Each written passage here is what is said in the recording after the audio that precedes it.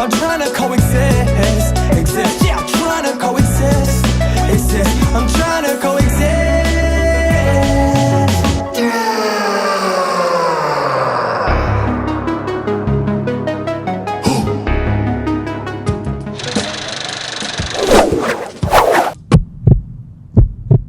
Welcome back to the Ethics Guild podcast. We have Dr. Jairo Borja in the house. His book, Dealmaker. What is Dealmaker all about? The connections we make, how to create investments, how to also create unlimited resources for investment, the importance of networking, the importance of creating that community, but also understanding that sometimes it's not even about how much profits can you put in, but it's also about what kind of skill sets can you put in to make something grow. And this is what Dr. Jairo Borja is teaching us in this episode. The art of negotiation. To create this kind of capital investment for real estate, sometimes it takes a team to get there, to gather a condominium or a group of buildings. This is exactly what Dr. Borja is educating us in order to overcome this whole idea and ideology that our parents perhaps taught us, like, let's save money, but saving money doesn't make it grow, doesn't make it multiply. We're trying to understand the ethics of investment and also finding that right partnership to know where to invest, how to invest, and also how to get everyone else invest, but also to change the type of education we have with regards of how we make money. And to make money, it's not only about saving, it's not only about making it, but it's also about investing it and multiplying it in the right place at the right time. That's what Dr. Borja asked for us today. And don't forget it. And here at the Ethics Guild podcast, we're going to explore this human experience. Let's start.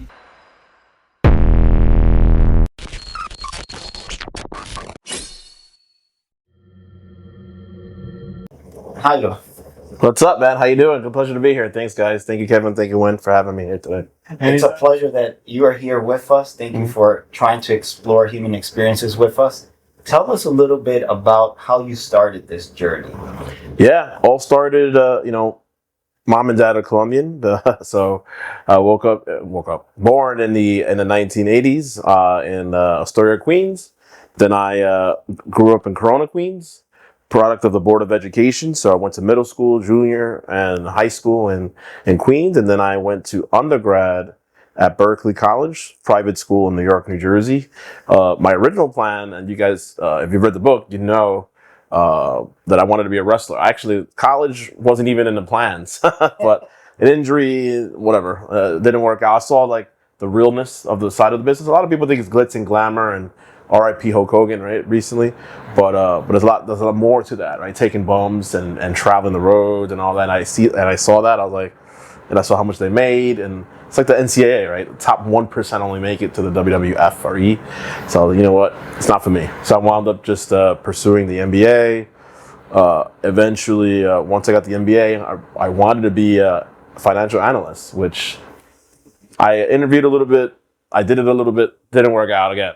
So found myself again, and I worked in higher ed. And I worked in higher ed probably the longest for about 13, 14 years. I've worked at a school, my undergrad Berkeley for a long time. And then I wanted to get my doctorate. So once I got my doctorate, I was like, my original plan was to teach full time, and that's it, right? But I got the entrepreneurship bug in 2018, so I started teaching or doing workshops on the side, and eventually registered the business in 2019. And 2019 was an interesting year because January I registered Borja Consulting Group. March, I got the chief academic officer gave me the stamp that I'm officially a doctor. May, I resigned from my job. In August, I walked down the aisle at National Harbor. And by the way, I wrote the book. My first book, Networking Way to Success, the summer of that year. So that was a very interesting first year. So that's the journey there. Of course, 2020 was COVID, and I got hit hard. No, thank God I never got it. I don't think I got it, but definitely hurt me from a financial standpoint. Where look, I was doing well, and then the world stopped. They don't know how to hire. I had no idea. I literally just jumped into it without any mentorship, no guidance, right? And eventually figured it out in 21, where shout out to Carlos and the Chamber. They were my first major client, and the rest is history after that. To backtrack a little bit, I also wanted to do some real estate as well, which is what Dealmaker is about a little bit mostly.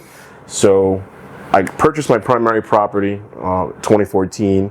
2016, I wanted to buy a duplex or a triplex in Allentown. As you know, in the world of real estate, it's only, you usually have the primary. You may have like a secondary home, but anything past that, you know, the underwriter says it's too much debt to have, right?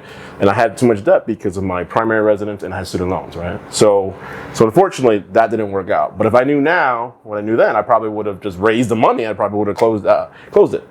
So that kind of went dormant for a little bit. And then my partner at the time said, hey, why don't we buy a multifamily? So I was okay. So I don't just dive into stuff, right? Now I'm learning from my experience. I need to learn about it, right? So I joined one mastermind in May of 23, RPM, Raising Private Money. Amy Majuri runs it. Shout out to her and her husband, Sean McNichols. So I learned the basics of real estate, but she doesn't do multifamily, right? So in late 23, early 24, I looked into Rod Keefe. I looked into Brad Summerk. I looked into Vina Jetty, and Vina Jetty, she's been on my show, by the way. Oh, sweet girl. But I wanted to go on with Mike Ely. So Mike Ely is a big Dealmaker mastermind, and thanks to him, eventually I purchased part owner of a 52 unit in Southern Pines, North Carolina. But that was a little challenging. 2024 was a very interesting year because late 23, I was gonna buy something in Memphis, didn't work out. And for some reason it didn't work out. And then the issue, Madeira Beach, which I share in the book, I talk about it, which it's very simple. We were gonna purchase a 6 unit in Madeira Beach. We were gonna use it as Airbnb. That was gonna be like our cash flow property, right?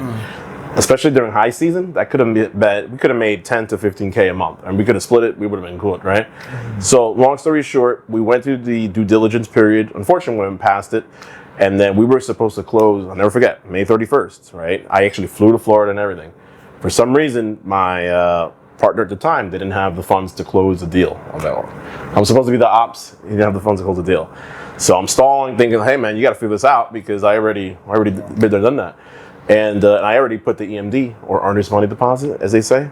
So long story short, we didn't get to close. They gave us some time. I spoke to the seller, he was upset, obviously.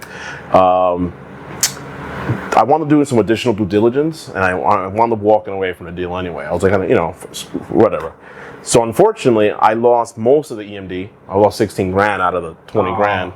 Yep. So I got 4 grand back. The attorney wanted to get paid, and the seller was being a jerk and got 10 grand out of that, right? So Deposit charge. Yep. So I was at a crossroads. I was like, okay, do I just give up or do I just double down, right? That's exactly what I did. So I went back to Mike, back to the mastermind, and then so what I wanted to do was help and raise capital for that deal in Southern Pines. So I helped raise, part of the deal was helping raise $4 million or close to $4 million between the two properties. I'll get to that in a minute.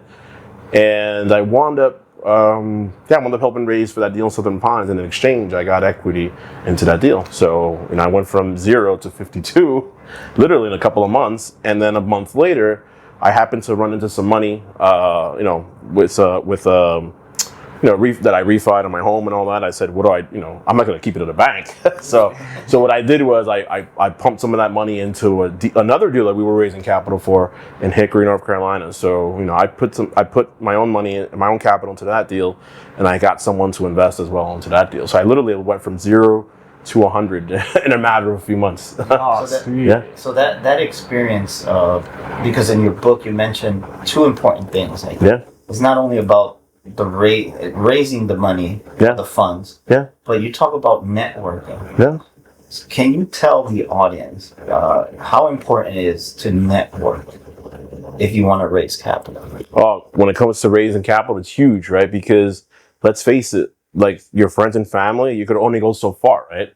in order for you to expand and really connect with high net worth individuals, you got to level up your networking game, right? Whether it's joining networking groups, whether it's joining different masterminds, right? Whether it's attending different conferences, that's the only way you're going to be able to raise that capital, right? So the reason why I was successful in raising those 2 deals was because of that. Because I have a very deep network, my ties with the chamber, of course, here in New Jersey, my ties, of course, with the other masterminds as well. So, so that's how I was able to raise money for those deals. And the way we did it was, we did a lot of, meetups, we did a lot of webinars, and we did a lot of investor dinners as well, where, we showed them the process of what a syndication is. We showed them the value in regards to, investing passively in real estate. So what are the pros and cons? And after that, people were very excited and ready to jump in. So as an example, we did a dinner last July, and based off that dinner, 1 or 2 people invested in the deal in Southern Pines. So there you go. About adding value, right? It's all about, and it's always about mindset as well. It's not about, hey, you're not borrowing from people; they're investing in your deal. so you have to shift your perspective. Exactly. Yeah, They gotta understand that they're part of a negotiation. right.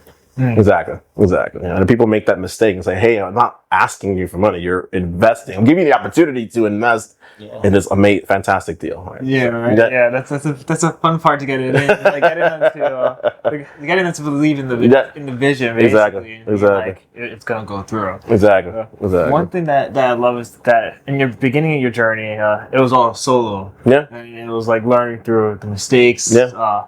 And then you hopped into a mastermind group. Yeah. And then that mastermind group probably limited the mistakes that probably would have came through if you kept going through solo. Yeah.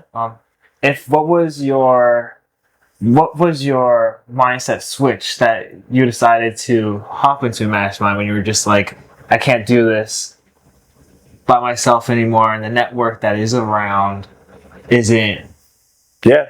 So how did you get into a mastermind group specifically for real estate? No, great question. So knowing what I went through or lack thereof, right, for the consulting, probably my only advice, a lot of people ask me, hey, what do I, if you give yourself advice like 10 years or for your business to start it, what would you do? It's simple. I would just find a mentor or find a mastermind or find someone that has already been there, done that, and just copy them, right? Right? A repeatable process, right? Why try to invent something that is, that works already? Yeah, exactly. Why reinvent the wheel? Exactly. So that was my mindset with the real estate. I was like, once that happened in Madera Beach, I was like, I'm not going through this again. I'm not wasting or spending 5 years trying to figure it out. So that's why I said, let me just, partner with Mike directly or in his mastermind. And that's why that's why I made it happen. And thanks to that, thanks to his guidance and mentorship, I'm on a text basis with a guy who owns 2 hotels, who has over 2,000 units, and is very successful in what he does. So I'm very, very happy for that. Yeah. Jairo, I wanted to dig in a little deeper on the mentorship aspect, because today we have a lot of influencers, but not a lot of mentors. Yeah. Right? Yeah, Everyone is an influencer. Yeah. Mentorship requires not only the mentor has to be competent and show up that they have the skill sets to do it and prove it. Yeah, of course. But also, mentorship is about investing. When your mentor looked at you, what you thought he saw in you that was worth investing? He definitely saw that I had the drive and the ability and the capacity to and be coachable. I just literally had this conversation an hour ago regarding a separate topic where a lot of folks, they think they know it all, but they don't know shit. excuse my French. Part of my French, right? Yeah. So I think what he saw in me was like a gentleman who's a go-getter, who has a high drive, who wants to get it done, at whatever cost, legally, of course, and he saw that had potential, right? And so the reason why I brought that other conversation was a lot of folks, they think they know it all, but they don't know jack, right? But they're not coachable, right? So he also saw and I told him I'm very coachable. Like I'm very humble. Like despite everything that I've accomplished, like if I you know hire someone to be my coach or dash mentor, and if you just tell it like it is, you know, tell me like it is, right? Because you don't need to sugarcoat it with me. Tell me what I need to do. Because I may not see the blind spots because I'm in it, right? So the coach or mentor could see it from the outside looking in, right? So tell it like it is. So I think that's one of my biggest positive traits, that I'm very coachable. You know. Hey, walk us through a little bit what about being coachable, because people become resistant to being coachable because of their own fears. Yeah. I'm pretty sure that you have some sort of doubts and fears. How do you overcome that to be coachable? Not very simple. Like for me, it's all about reverse reengineering, right? So, you know, I really want to make you know, let's say 6 figures monthly for the, you know, revenue rise for the business. I want to grow my sales team. I want to be able to have this summit get off the ground. I really want to have this cohort-based program, you know, this next cohort get off the ground, right? I want to really be able to own 1,000 units within, let's say, 24 to 36 months, right? So now that I know the end goal, and I, of course, you know, my why is my 2 daughters, Emily and Emma. So now that I know that, you kind of reverse engineer backwards, right? So what I have to do to get there, right? And in my position, or when it comes to being coachable, is saying, look, listening to someone who's already been there, done that, so that you don't make the same mistakes you do, and helping you create that type of roadmap to get to the end game, which is the 1,000 units or the 6 figures monthly. So that's what I mean by being coachable, is being able to sit down, listen for feedback, and then taking that feedback and making adjustments to whatever you need to adjust. And I think that's what separates the contenders from pretenders, right? Those that are really serious are the ones that want to do the work, right? A lot of people want the Instagram, the glitz, the glamour, the Lamborghinis, but they don't want to do the work, right? And I think that's where a lot of people fail. I love what you just said about being the contender, right? Yeah. And to be the contender is a lot of rigorous work, a lot of learning, a lot of listening to understand, and also once you have all this information, take the proper risk, because that in the business you are in, there's a lot of risk management that you also have to learn. How do you, now that you're learning how to play this investment part, what is one thing that you have discovered of yourself that you thought you didn't have before doing this? Yeah, definitely the time management, and like it's one for sure, because of everything that I do. I do my stuff with the chamber. I have my stuff with my own consulting company, and then almost the real estate thing is like a separate entity in itself, right? To an extent, right? So it's all about time management and be able to prioritize. We were talking about that before on air. Maybe it'll air, maybe it'll not. As far as prioritizing your tasks. So yeah. So and then my drive, man. Like I put in because I want to, like 60, 70 hours a week, not because I have to. But it's all about working past 5 to make sure that I have everything set for the next day. Or I was talking to what's your name? Kevin. Kevin, sorry, Kevin. He's the most famous guy in the podcast. They don't even know me. They're like, oh, I seen you. As I was telling Kevin, how sometimes you have to I take Sundays at least to kind of prep for the week, right? So, taking time to do that, right? Or like as an example, I take the evenings a lot to kind of like raise capital, like connecting with people, say, hey, how you doing? How can I help?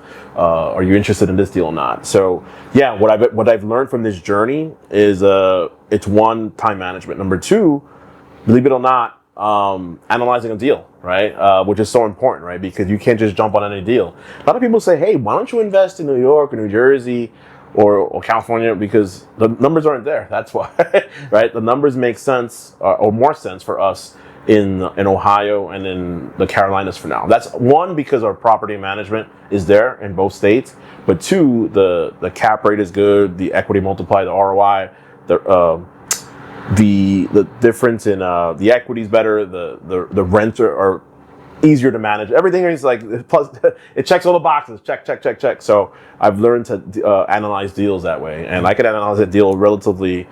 I bet I have a calculator, but I can analyze the deal relatively quickly to see whether it's worth even entertaining putting together a letter of intent for. It's like having like a $2 million place in New York, right. And you're trying to sell it for $3 million, and all you get is 500,000. Right. It's like it sounds good. It sounds good, but like, when you write the numbers now, it's like, oh my god, you're gonna all that. yeah, right. Right. Like even if It doesn't make sense.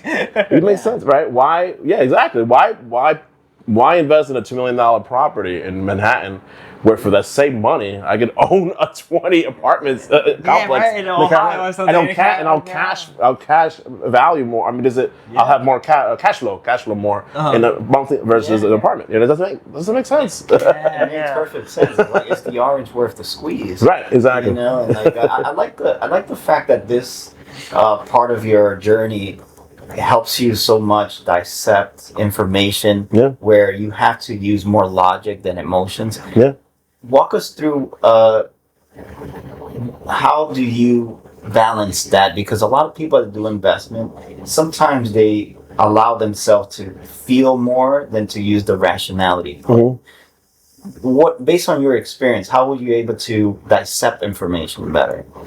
Yeah, now versus before, what I'll do is, as an example, I'll give you two examples, and one is good and one is still a work in progress, right? So when it comes to the world of real estate, what I do is I make sure that, at least in the world of multifamily, right? Every real estate arm or strategy is different, right? I'm speaking on behalf of multifamily now.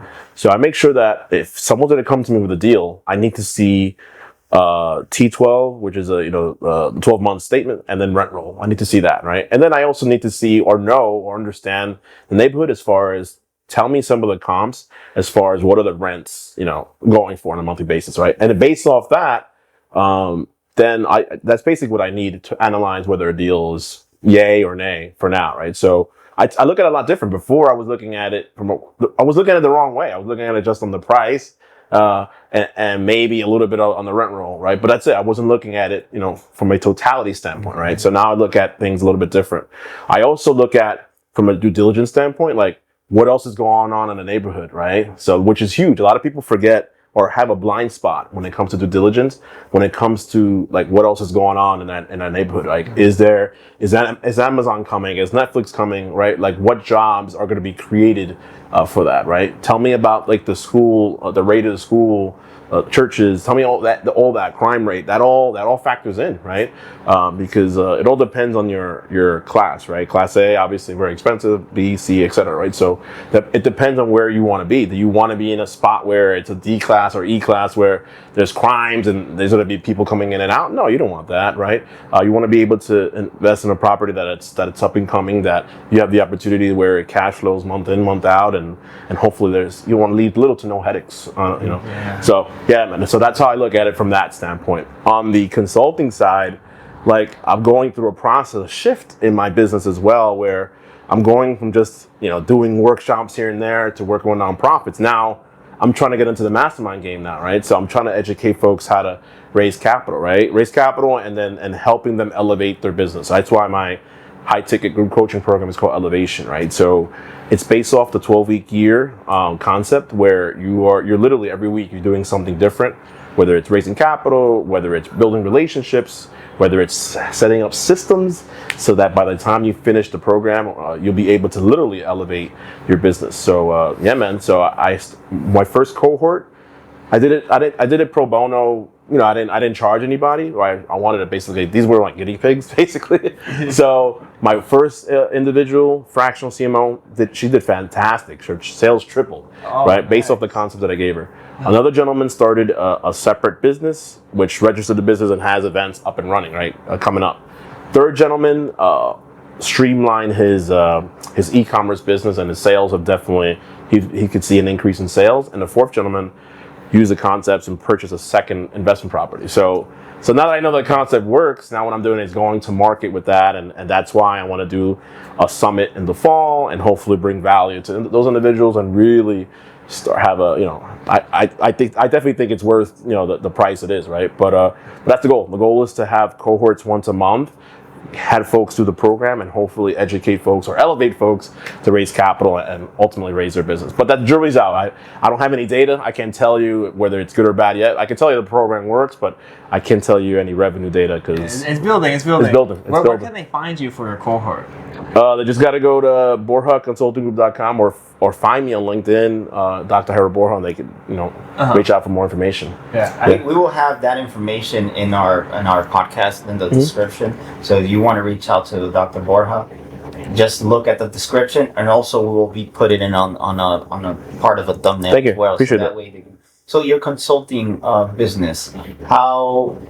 I love the fact that you were able to help a lot of individuals raise capital and also promote themselves in this environment and that was unknown to them. Yeah. What is your ultimate goal with your consulting company? What is it? What is the ultimate destination you want to reach? Yeah, the ultimate goal with Elevation or with that program is if I could have anywhere between 5 to 10 folks, a cohort at a time, start on a monthly basis, and maybe have a few coaches under me, 2 or 3, that'd be fantastic. So that's my goal. My goal is to have a monthly, cohort start on the first of every month, and hopefully that'll open up a lot of one. It'll create jobs, so that's great, right? It'll create jobs. That's great for the state or whatever, whoever you want. Right? But on top of that, what I want to do is, once everything is paid, once Uncle Sam gets paid, everyone gets paid, I would love to, some of the cash will definitely stay reinvested into the business for other coaches or other consultants, but I also want to park that sucker in real estate as well. That's the end game. That's the end game. It makes sense. And here in the United States, real estate is something that is very reliable. Yeah. Because as we know that they never lose their value. If you obviously maintain it, unless the neighborhood turns into a really bad neighbor, but you will still have value of your real estate. Dr. Borja, I wanted to understand your mentorship program, and I know that you also have your own YouTube channel that they can find you. What can they find through your YouTube channel? Yeah, I have a show, the Dr. B Show. I started during COVID. That's at least one thing, one positive out of COVID. So I started during COVID. So it started interviewing Hispanic entrepreneurs and thought leaders, just to kind of tell a story to help aspire or inspire others to kind of do the same, and kind of morphed into minority because I didn't want to pigeonhole myself as just do one class a little bit. So yeah, it's fantastic. I have all walks of life, whether it's in entrepreneurship, whether it's folks in business, and different walks of life. And the purpose of it is just to educate folks and to folks to tell their story, so that, let's say if you're starting a business, you could relate to him, her, or they, right? And then actually what I started doing is I started a second show. It's called Deals and Dreams. It'll be out soon.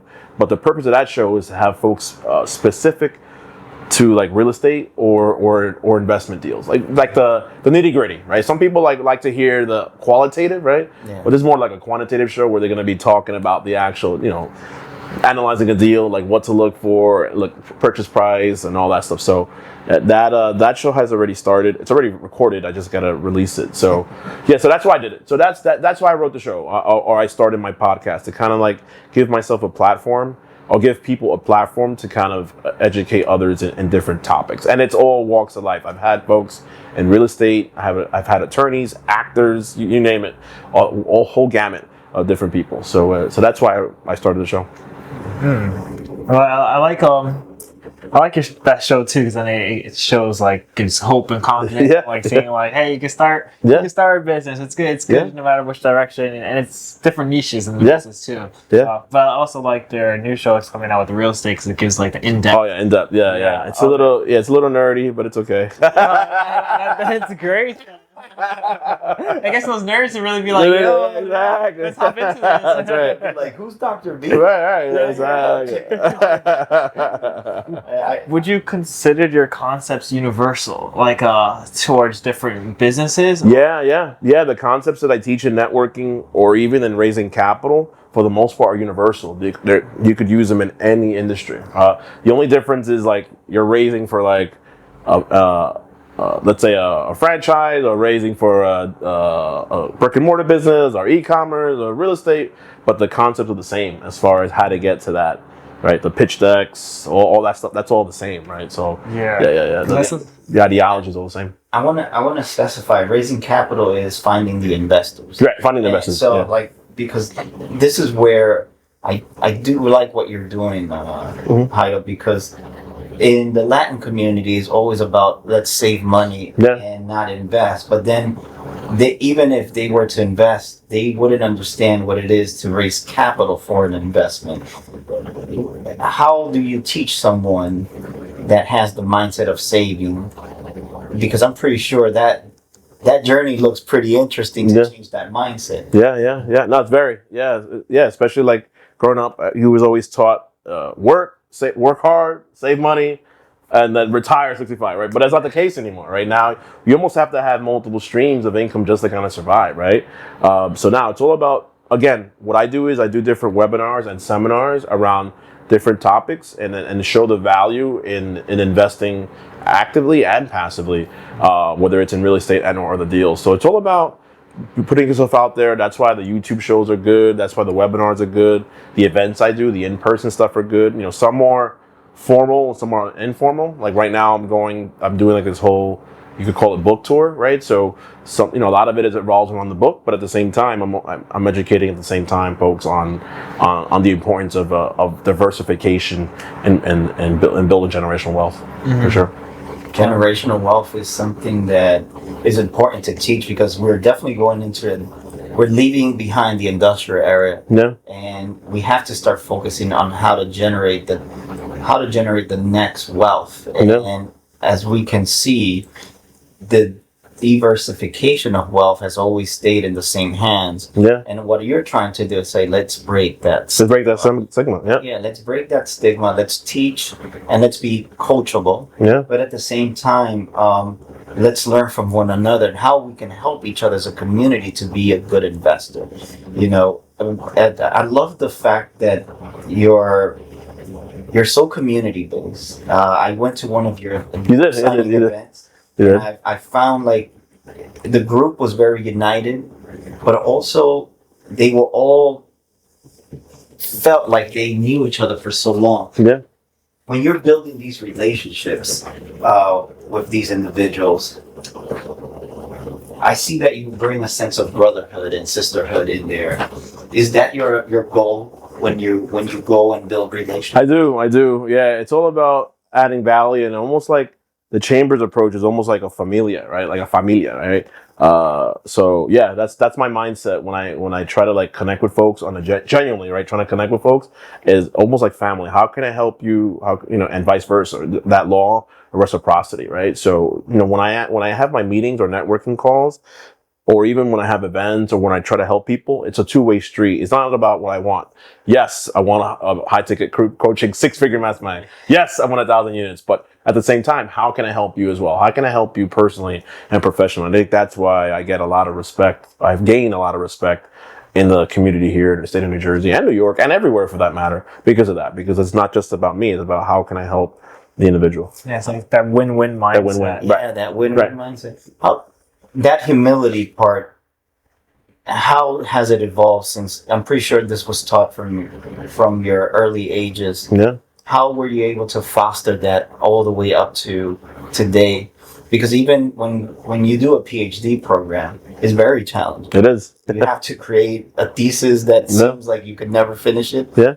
So how has that humility evolved you as a human being? Yeah, it definitely comes from home, right? Mom and dad, mom specifically, shout out to her. Shout out mom. Shout out mom. Yeah, out there. She's retired out there. I don't know. But yeah, it's still me as far as hard work. You do hard work, you get the results, right? But that's not necessarily the case, right? Now you have to work smarter, not harder, right? So that kind of evolved over time, right? But the work ethic should definitely, started from home. She definitely taught me the work ethic as far as working hard, staying up late, doing your thing, right? And then over time, I just learned how to work smarter. A lot of people say, how do you do it? It's very simple. Like real estate, and I wanted to say this before, but I'm glad get to say it now. Real estate and also business is a team sport, right? A lot of people think entrepreneurship is solopreneur. Yeah, you could be the only one on payroll, but at the same time, you need to have like as an entrepreneur, your power team, right? You go to attorney, you go to CPA, you go to banker, you go to financial advisor, right? Because without them, you're not going to grow, right? Same thing now, right? I have my 2 virtual assistants. I have the sales team, right? So that's how I'm doing it. I'm basically delegating delegating work, right? I can't be everywhere, right?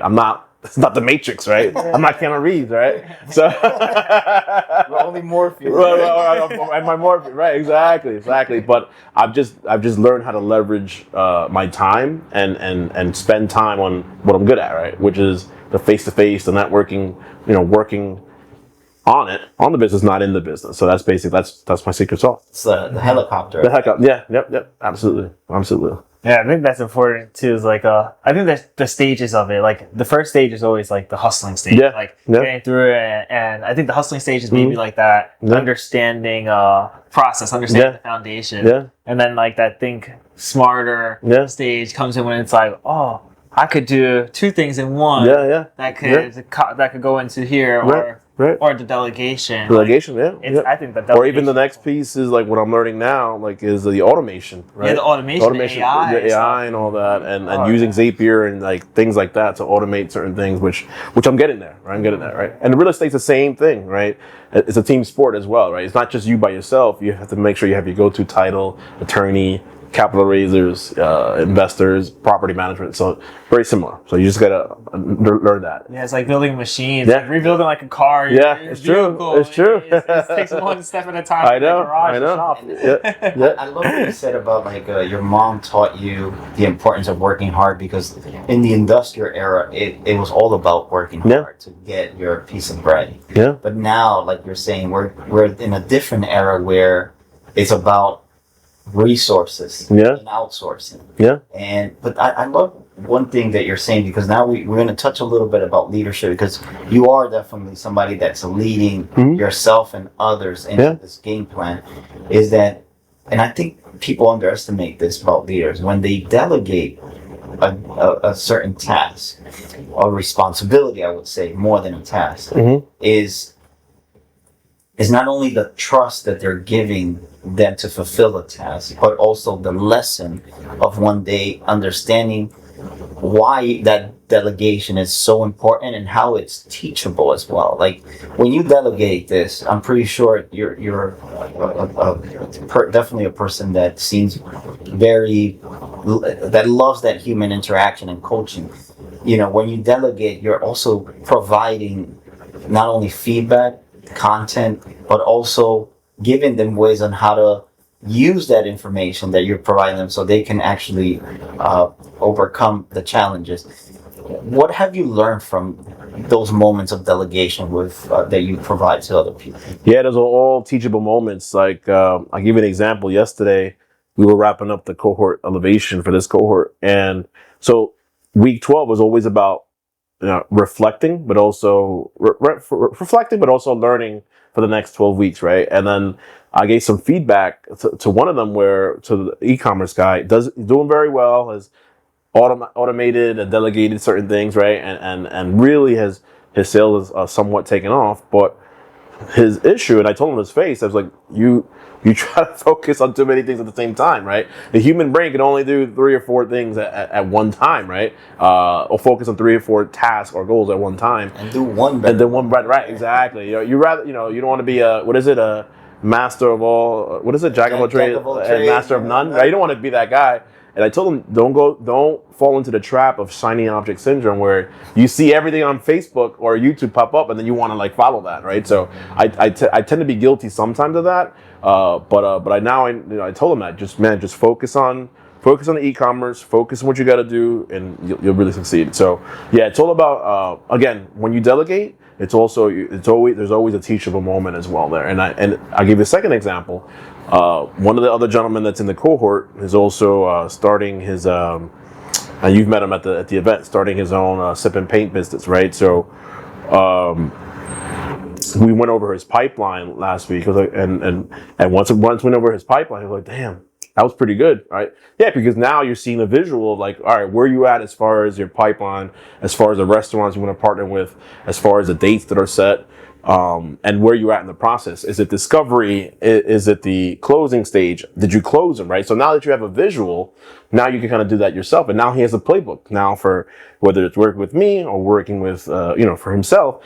He has that playbook for the future. I love how you draw the map. I do. Because sometimes they're in the forest, they just don't know which route to take. Exactly. Yeah. So in both cases, both ended positive, but at the same time, it's all about having teachable moments when you delegate, for sure. I'm actually curious to, and I'm actually going to invite somebody that went on undergrad with you. Okay. The gentleman that we met, that his wife is an artist. Okay. I'm really looking forward to see, his vision, because we haven't invited someone that is an entrepreneur, but it's actually a family-based business. So I would definitely love to discover what that looks like. Yeah. And I'm pretty sure the content pros, but at the same time, how do they win together? You know, because you also do that. How intriguing is it for you to help a couple that is a partnership in these investments? It's great. No, it's fantastic. Like, literally, even if it's 25K or 50K, literally your impact, you're changing lives, right? Because in 5 years, they're going to double their money, right? Knock on wood. There's no wood here. Right. So you're changing lives there, right? So that's one perspective. But even with the gentleman with the pallet season, right? He's doing all the administrative stuff and all the business development. His wife is the one that's doing a lot of the teaching, right? So now he's getting her involved.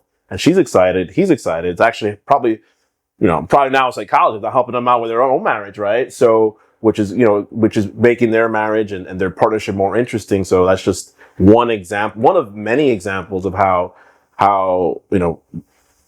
elevation has worked for that couple. Yeah, definitely. Yeah, especially for your partnerships too. It's good to develop partnerships within within any business, even like with friends and with family and stuff.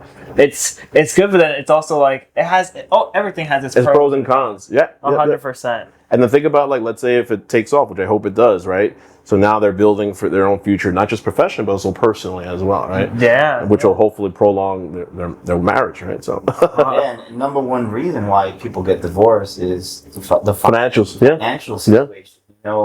And mostly because couples don't know how to work together towards a common goal. They have individual convictions and understanding that they don't unite it to actually build equity. Yeah. As a matter of fact, it becomes a separation factor, thinking that one conviction is better than the other, unfortunately. Yeah. This is why we also see a high rate of divorce. In your book, Dealmaker, which we have right here, guys. Yeah, buy now. You need to buy it. It's on Amazon. Amazon, bestseller. Buy it. You will learn a lot. I like one thing that says, right? It says, how to easily raise unlimited capital for your deals. What are the 3 main steps for this that you would consider that is essential if you want to do that? Great question. Leave with this, right? So number 1, it's about mindset and conviction that you could do it, right? That you could ask or just start the process, right? A lot of people get stuck in or overthink. Oh, who do I ask? What if they have money? Don't assume. Just ask, right? That's 1. Number 2, make sure you have some type of process, even when you do ask. Some type of follow-up system. A lot of things fall into the cracks because there's no CRM or customer relationship management or any tool for you to keep track of that too. And number 3, even if you do raise, just make sure you always keep the individual in the loop, right? I mean, they should be in the loop of the project anyway, but just like make sure you have various touch points. It doesn't have to be directly. It doesn't have to be a phone call or email. It could be, but it could be just like, as long as they're getting your monthly newsletters, as long as they're getting updates on the project, so that they don't stay in the dark as far as where's my money, right? Exactly. So those 3 things. If you can master those 3 things, you could raise as much capital as you want. Follow-up steps. I make it so easy. But basically, if you follow the core, those 3 at at its core, you'd be fine. And Dr. Borja, that's great. I make it so easy. That is hilarious. And Dr. Borja is hitting on a very big note on something we need to evolve a little better on: communication. Yeah. because communication is a foundation on building trust as well. Yeah. How we communicate, besides the actional part, And with Dr. Blanton, she was a noble guest we had here. We see that our literacy is not there yet, where 70% of our kids can read up to third grade. Mm-hmm. And how does this affect, our ways of communicating? We don't read more. We don't acquire a larger vocabulary. I wanted to ask you this, Dr. Borja. How can somebody with very little resource start this Dealmaker journey? Yeah, you could do it with literally no money down. It's all about, once you read the book, it's all about having the right mindset and then literally just being able to, although you don't have to add value, you don't have monetary value, like find the right team, or find the right people around you where you can add value. All right, I don't have the money, the actual cash, but how else can I help? I could bring other people in. I could tell my network about it. I could analyze deals. I could help with the webinar, help with the seminar. So those are other ways that with no money down, how you could add value to a deal, right? So that would be my advice for anyone who's looking to start with no money down. Find a team and try to add value in that capacity, or just call me. Basically, I get it started. Exactly. Yeah, call me, email me. I could point you in the right direction. Yeah, and that's the whole point. A lot of people think that they need to have these large amount of money to start building this dream of deal making for themselves and for others.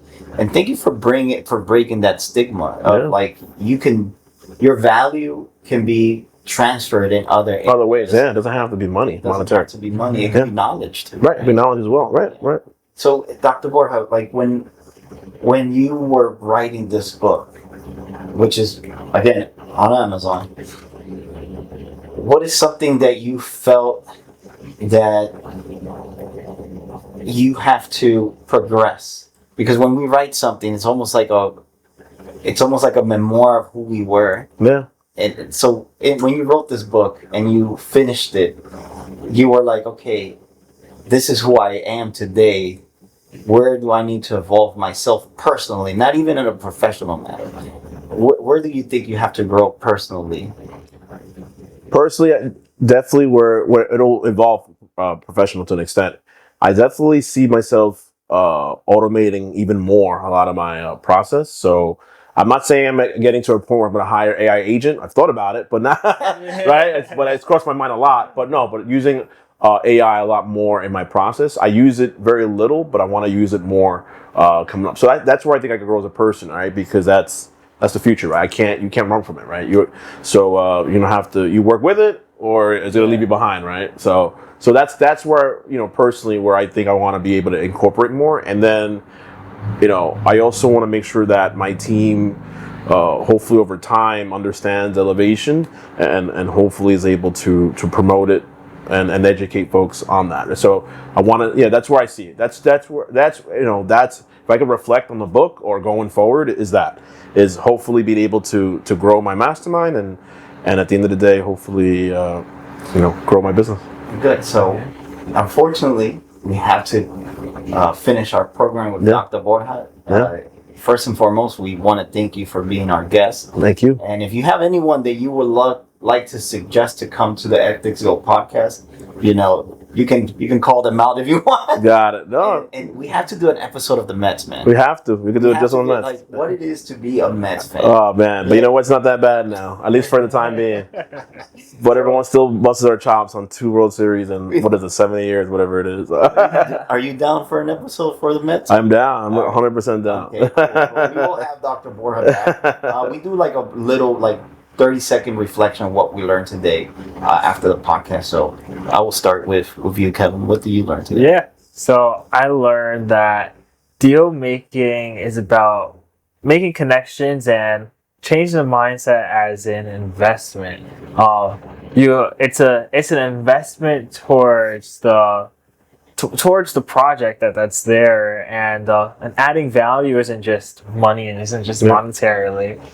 It could be in skill sets, knowledge, all of that. And value is I think money is just the rewards of the service that you just give out. It's one of those things that come through from it. what I want to reflect a lot is the great job your mother did. Thank you. You know, mom did an excellent job. You are an amazing human being that is trying to change the mindset of a culture that doesn't know on how to invest. Yeah. And where they can easily not only come to you for that information, but also for that guidance, and lose that fear that, what am I doing? Am I enough? And like you said, everyone has value. And I value the fact that you are letting people know that it's not about the resources, it's about how you become the resource and become resourceful. I don't know, what's your take, Jairo? I love it. No, thank you. Shout out to mom. Appreciate that. No, as Kevin said, it's all about how can you add value, and it doesn't have to be monetary, right? It's all about, it could be knowledge, it could be skills, abilities, network, right? And to comment on your thing, on your comment, yeah, it's all about, yeah, man, it's all about being able to add value, and once again be able to break that stigma, right? That it's not about just working hard, saving money, retire at 65. That's it, right? And then it's all about being able to diversify your income so that you could build generational wealth and do the things you love, travel, be with your kids, whatever floats your boat, right? So it's all about being able to break that cycle and diversify your income and not depending on 9 to 5. Not that it's a bad thing, but being able to look past that and have 7 streams of income in order to do the things you love. So if you want to better your quality of life, this is the man you got to contact. That's right. And thank you for exploring human experiences with us today, and we will see you next time. Help us continue to embrace these human experiences and explore more about ourselves and others by just subscribing. You know, if you like our content, definitely like, comment, share it. But also, if you want to be part of our podcast, all you have to do is leave a comment and tell us what you want to talk about. Remember, this is the platform for the people, and we're here to explore those life experiences that are very unique to you and to everyone else. Don't forget to subscribe.